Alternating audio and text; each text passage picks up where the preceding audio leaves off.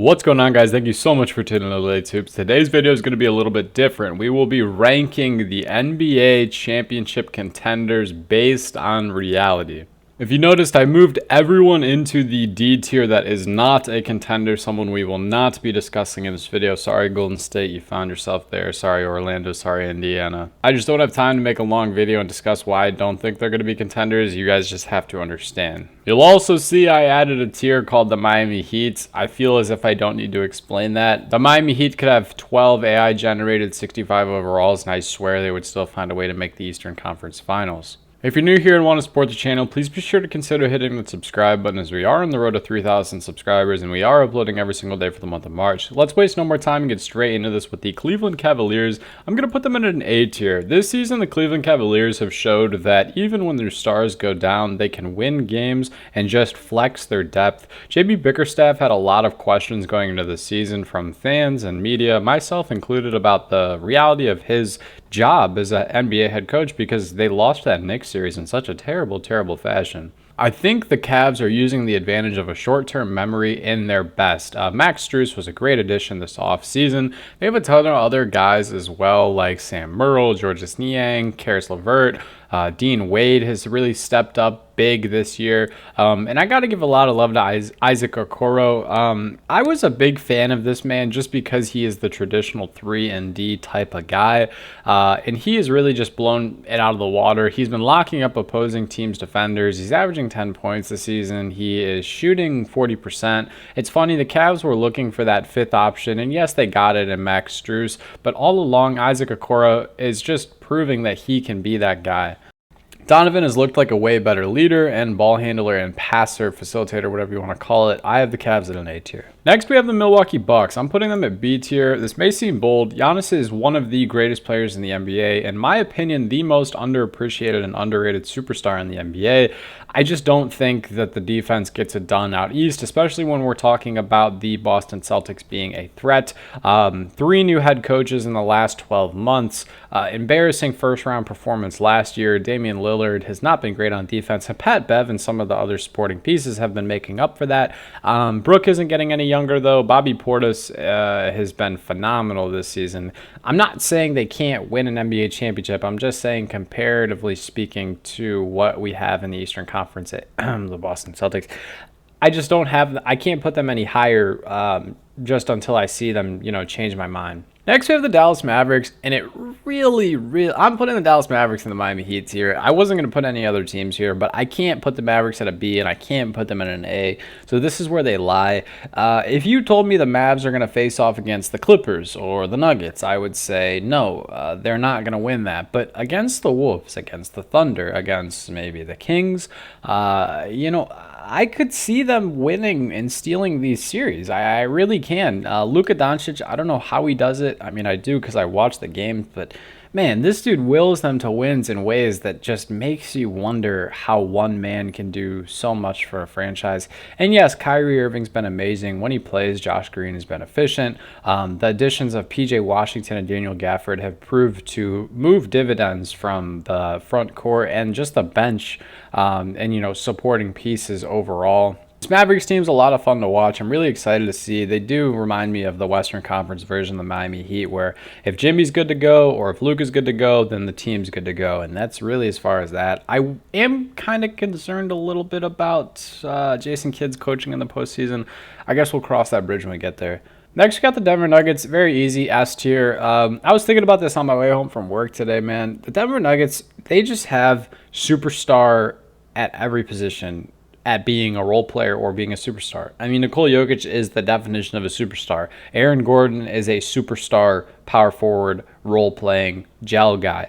Jamal Murray is a superstar, second option, slit your throat in your sleep, drop 30 on your favorite team, shake you off, not even feel bad about you, make your opposing team's 3-and-Ds feel bad. Reggie Jackson, superstar bench player, Christian Braun, superstar hustler. Like, they have they're just perfect. They really are perfect. Aside from their lack of depth and the loss of Jeff Green and Bruce Brown, I'll never shut up about that ever on this channel. The Denver Nuggets are easy as. Timberwolves, I'm going with A tier.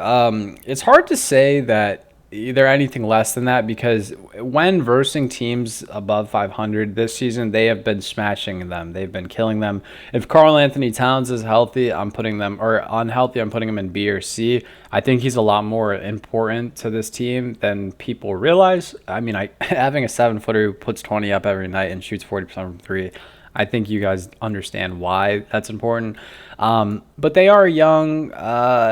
Chris Finch, though, is a hell of a head coach. So I'm going to put him in A, along with the Los Angeles Clippers. The only team out west that seemingly has the Clippers number is the New Orleans Pelicans. And it's hard for me to think that they could lose a lot of series. They're playing the worst brand of basketball they've played all season right now. They are definitely in a slump. In my heart, I want the Clippers to be an S tier. I'm a huge Kawhi Leonard fan, but we do put bias aside on this channel. Actually, I'm going to put them in B tier. Like I said, I believe in my heart the Clippers are an S tier contender, but I can't. If I'm going to put the Bucks here for their lackluster prior performances, I gotta call a spade a spade. I gotta put the Clippers there. Last season, it did excite me to see them steal a game or 2 games, a game. I think it was a game or two against the Suns. Obviously, they won that first one on the road, and then Kawhi got hurt in the second one. I think Russell, though, willed them to a win in game 3 or 4. I don't know. I'll have to fact check that after this video. But Clippers B tier, phenomenal team, insanely talented on defense and offense. We just got to see what kind of version of James and Paul we're getting in the postseason. We know Kawhi is going to average 30, but no, that's not less. Suns, I'm going D tier. No, I'm playing C tier for the Suns. I feel like I don't want to spend any time on this because I made a whole video about them the other day. Very disappointing. Just not great defensively. Role players aren't stepping up to the bat. Superstars aren't taking control of the situation. I don't know. I don't like it. I got the Kings at a C. We're going to put them at a C+, so we're going to put them at the end of B. Kings, man, they're so much fun to watch. Domantas Sabonis is one of my favorite players in the entire league, and it's ironic that he plays for one of my favorite coaches in the NBA. I love Malik Monk's game. I love De'Aaron Fox. I do enjoy Kevin Huerter's game as well. The Kings have such a fun fan base, guys. I don't think they could beat the Clippers or the Nuggets or the Wolves, but they're fun, Knicks, we're going A+ for them. So move over, Cleveland. Knicks, man, they are so much fun and insanely deep. And when OG Anunoby plays, it really just knocks the socks off. I mean, I think they're 14-2 or something like that when OG's playing. Jalen Brunson is a bona fide superstar. Julius Randle is doing a good job of taking the back seat, but still playing his game, being a tenacious rebounder. All in all, though, the Knicks, they're so fun. I think a lot of people kind of wrote them off with this OG trade. They're not writing back, you know what I'm saying? New Orleans Pelicans, I got them at a B tier. B+. We're going B+. I love the Pelicans, man. I think they have a hell of a team. I made a whole video talking about them. I'm sure you guys have seen it. It kind of went viral. It has almost 8,000 views on my channel. Thanks for the support on that, by the way, guys. So I'm not going to spend too much time. If you want to hear my full in-depth opinions on the Pelicans, go watch that video. Next, we got the Thunder. I'm throwing them at B, above the Bucks, though. I think the Thunder, man, they are just young.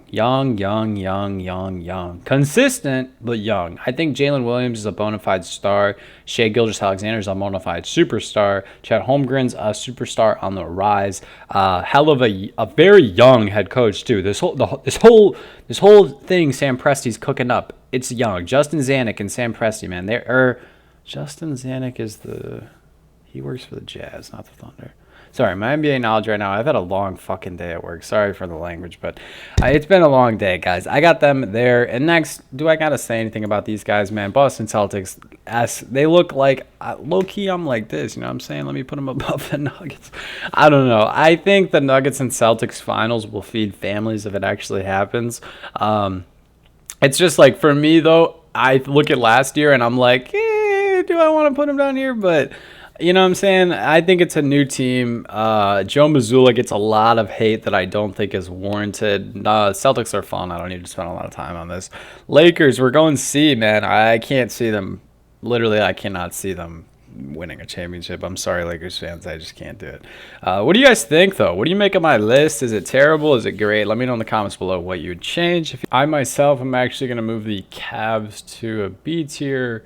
I think the Cavs and the Bucks are on the same playing field right now. They both went out in embarrassing fashions. I had the Cavs so high, but looking back at this list, that's really the only correction I'd make.